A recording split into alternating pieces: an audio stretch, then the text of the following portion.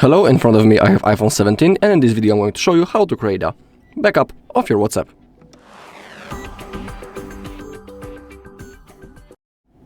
Alright, the process is really simple, and I'm sure that all of you can handle this. So, all we need to do is to launch our WhatsApp. Once we are here, we need to click on the settings. Now scroll down a little until you find the chats. Now click on chat backup. And now we have a few things.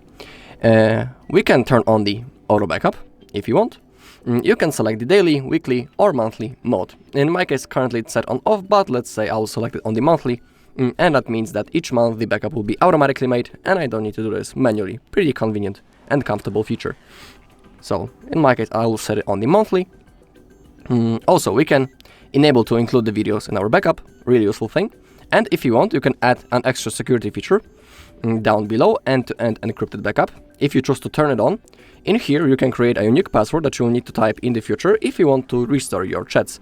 But be aware that if you create that password and when you forget it, you won't be able to restore your chats. So you are doing it on your own, and if you are simply creating a password, create a password that you will remember. But it's not necessary to create a backup. Okay.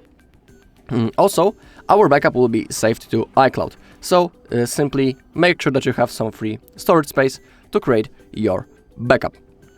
Alright, and now to create your backup, simply click on Backup Now. Now the process will start. In my case, I don't have many messages, so it won't take long. As you can see, only 5 megabytes, so